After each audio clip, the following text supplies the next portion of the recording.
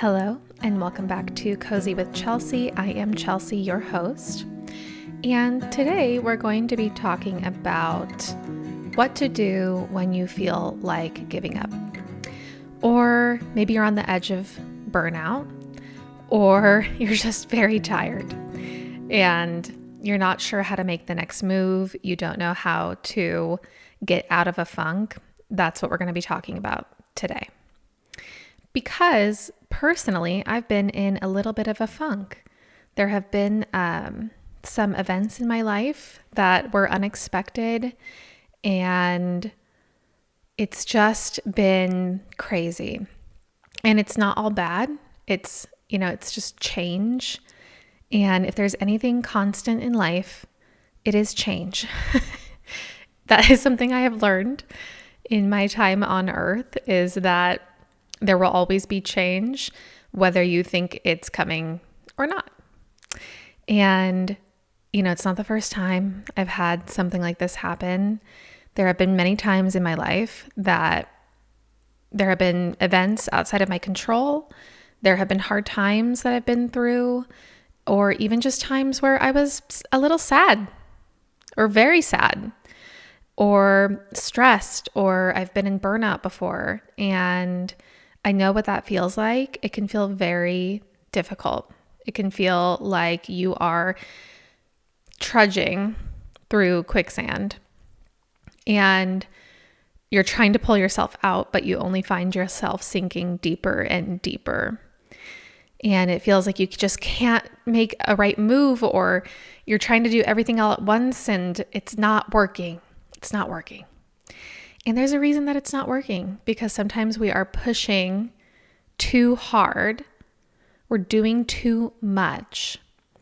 And that's what I want to talk about today, is how to get yourself out of a funk, move forward, but do it in a way that supports you holistically.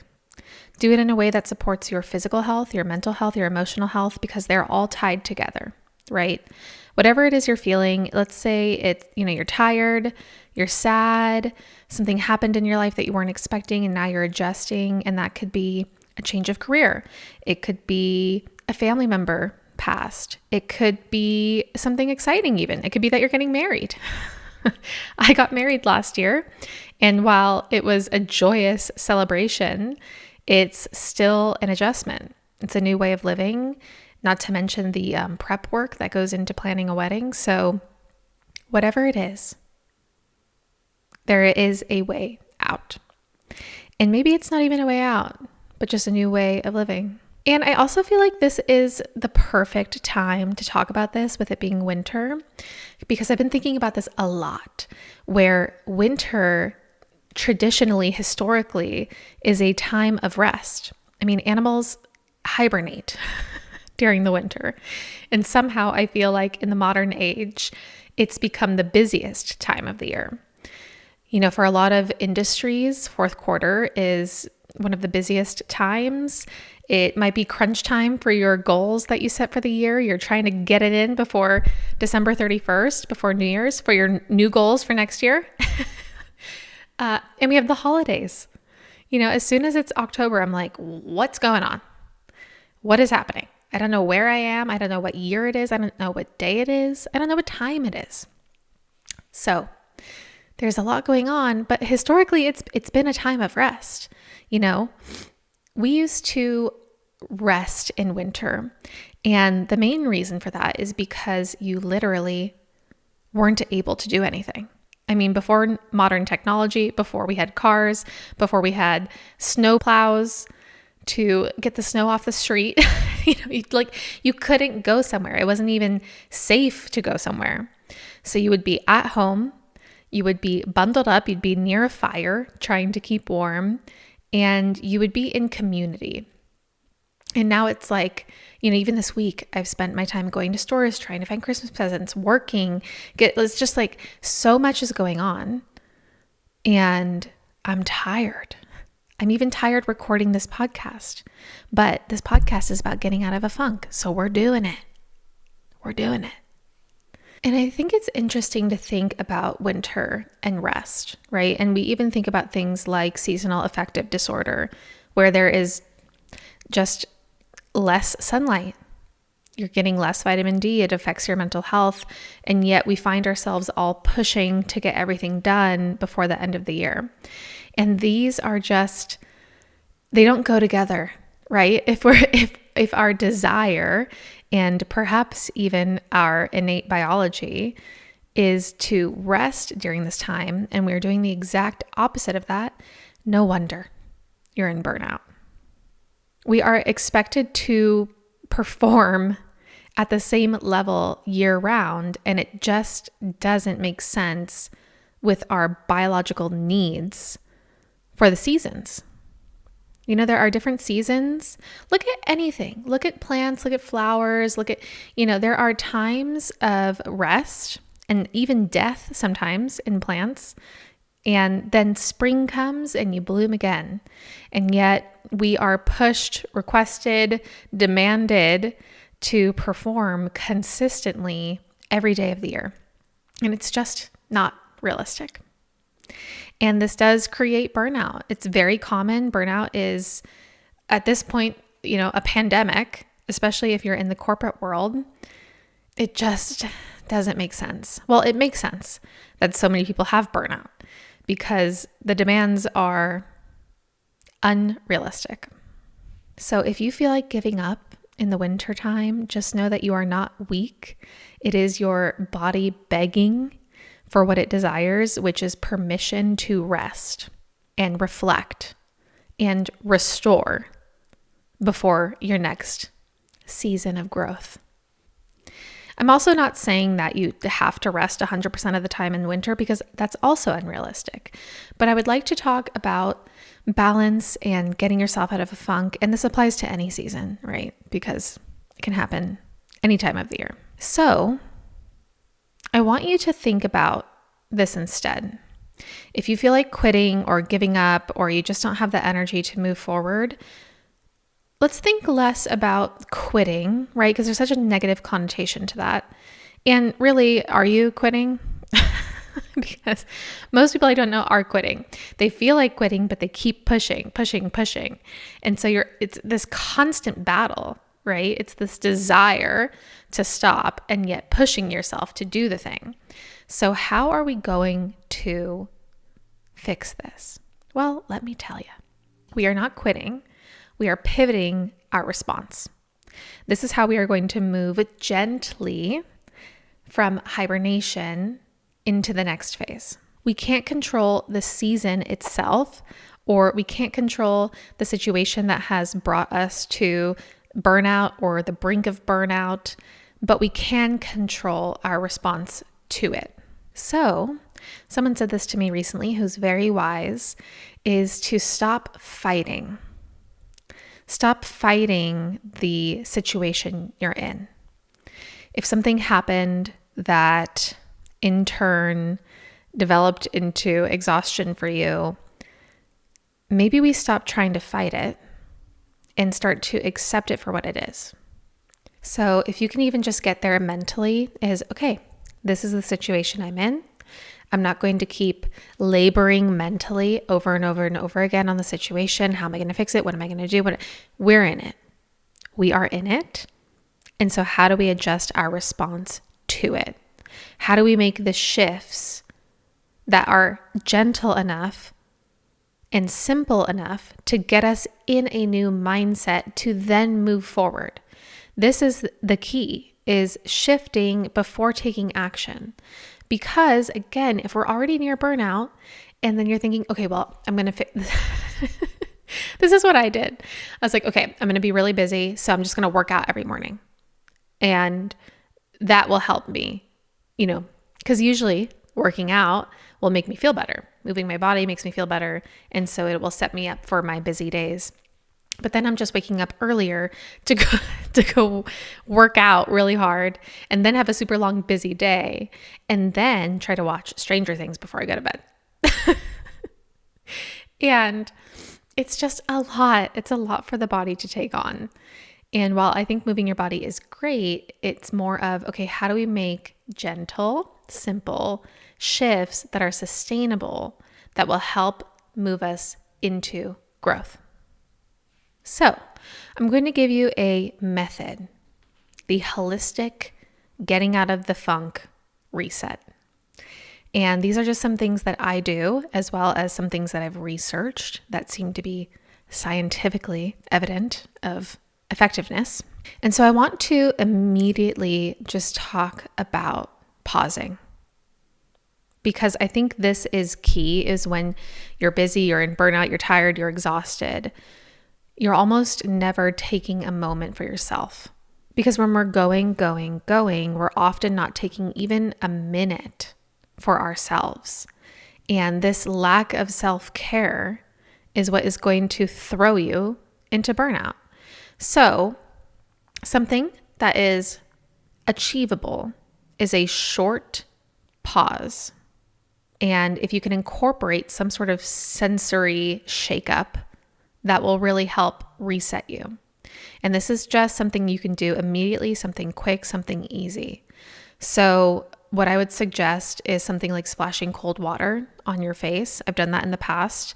I've had a bowl of ice water and just shoved my face in it. Showers for me is a huge one. I will take a shower or a bath. And when I'm really, really busy, I'll do morning and night. Because, it's funny, especially people who work from home, you're waking up and you're just going immediately into it. There's no routine. There's no separation. There's no boundaries between the personal and the professional. And I think this is so important. So if you can incorporate a shower or bath, I know it sounds so simple, but it's huge. If you can do this and have a time that you do it, I like to take a shower in the morning and then I'll take a shower or a bath at night. And what I would suggest is also incorporating some energy work when you do this. The shower and the bath are great places to practice energy clearing. And it doesn't have to be extensive. And my practice changes on what I need, right? So feel free to adjust and do what feels intuitively beneficial for you.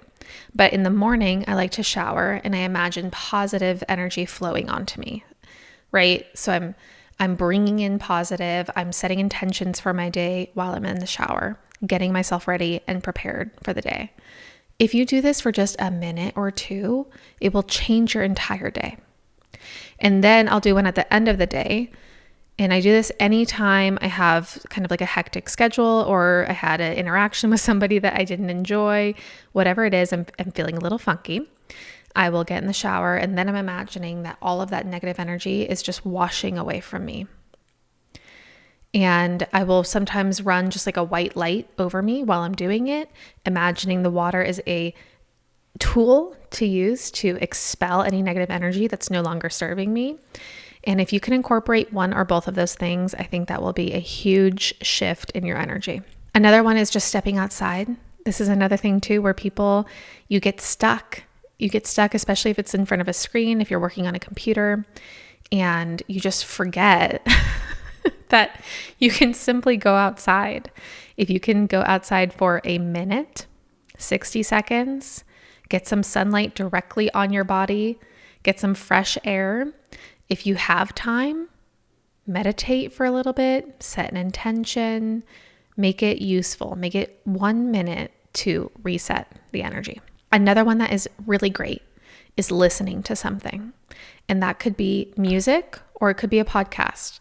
And I like to do both depending on what I need, but you will be so surprised at what a good song can do for you.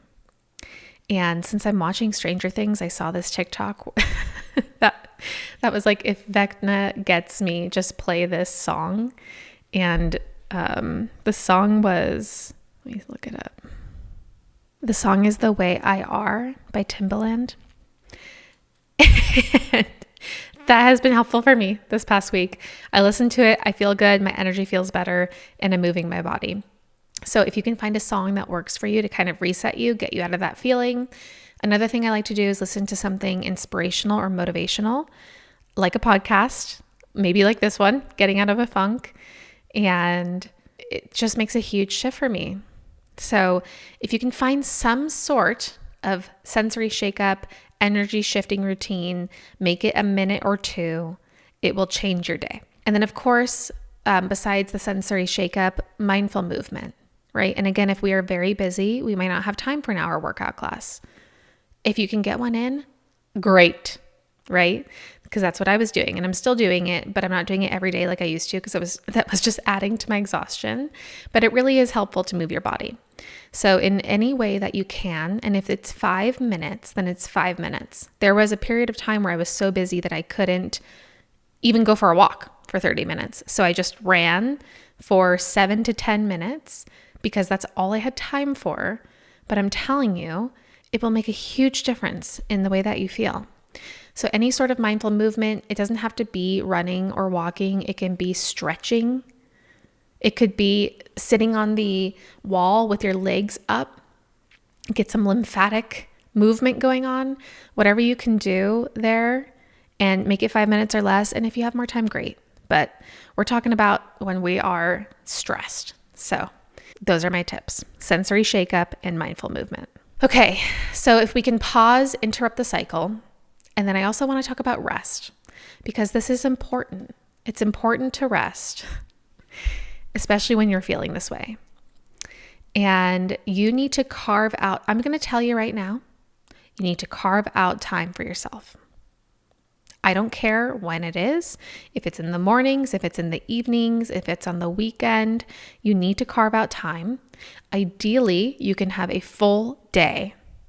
Now, I know this might not be possible for everyone, but if you can make it a full day, and if you have children, you're going to say, hey, spouse, I need you to handle it today, because I need rest so that I can show up better tomorrow.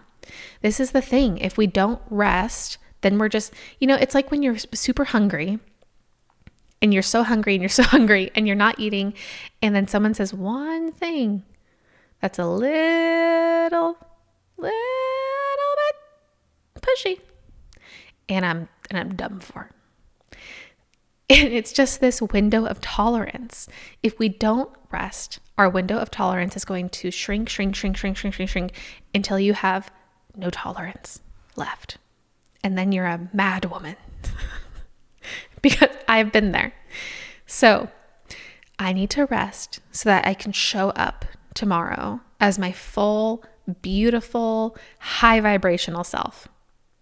And you can do the same for your spouse too, right? Switch days. Maybe they need a day of rest and you take this day and then you have the other day with rest. If you can all rest, great. That's even better. But I mean, truly rest too. I'm not saying performative rest. I'm not saying, I'm resting by going to a cycle class and then getting a massage and then doing some energy work and then journaling and then no. Those are all great things to do. But when we are in burnout, when we are super stressed, our body needs to fully, completely relax. And for me, this looks like a day, I'm serious, a day in my bed. I am laying in my bed. I am not doing anything. And I'm watching 3 to 4 rom-coms. That's what I'm doing. Or I'm reading a romance book. Or I'm watching something funny.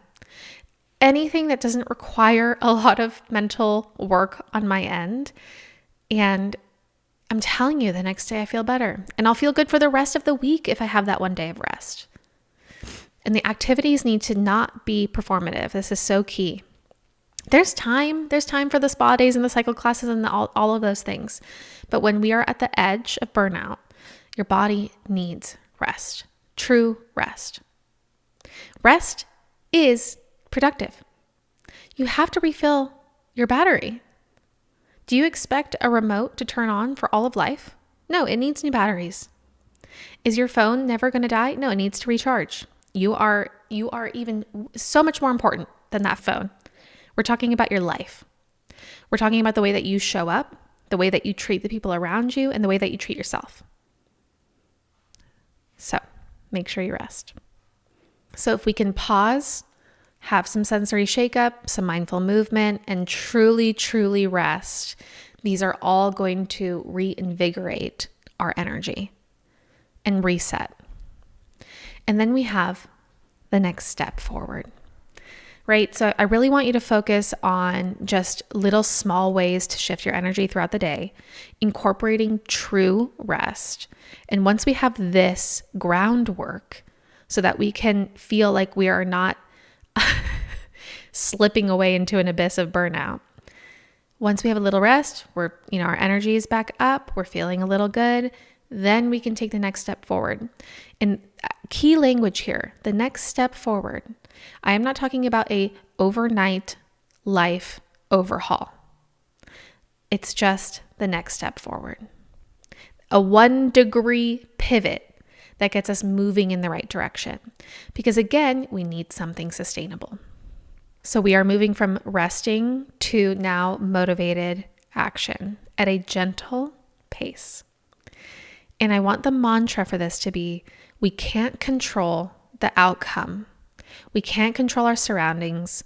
There's a lot of things we can't control, but we can control the next gentle action, whatever your response is to the present moment. You don't need to build an entire road. You just need to move the rock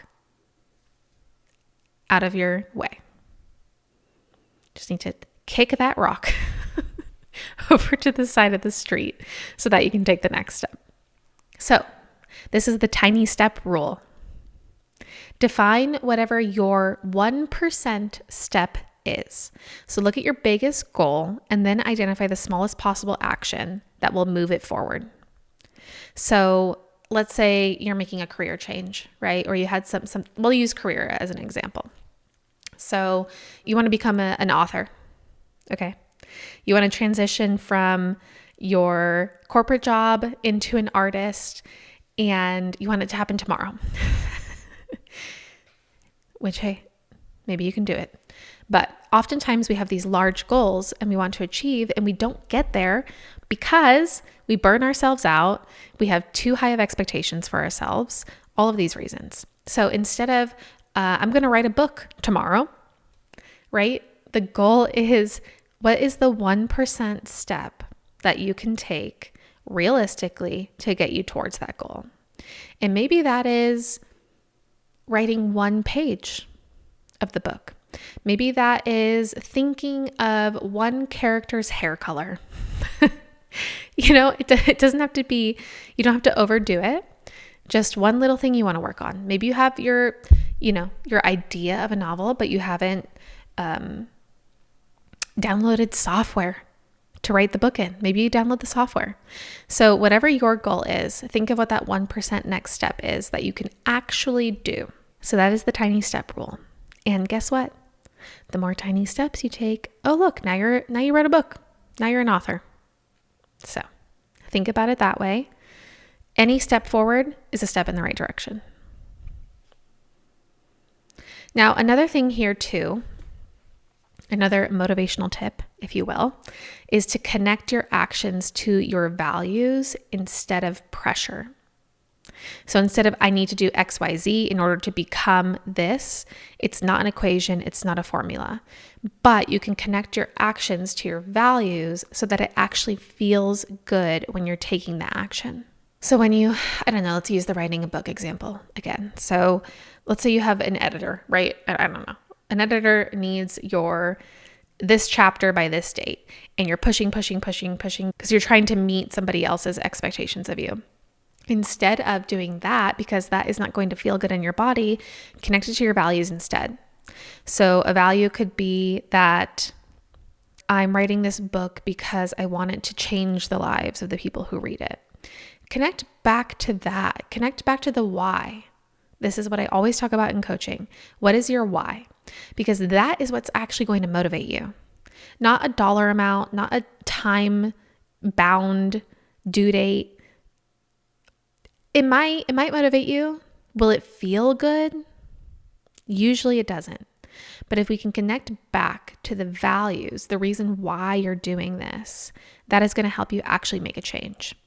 So if we can think about, okay, I'm writing this book because this thing happened in my life and I really want it to resonate with other people who are going through the same thing and ultimately change their life for the better. And that's why I'm doing it. And then guess what? You're feeling a little better. You're feeling motivated. You're feeling excited. You're feeling inspired. And then you can write that one page of the book, your tiny step. And then I want to also just add in that journaling is something I've always used, but I want to have a specific prompt for this. Okay.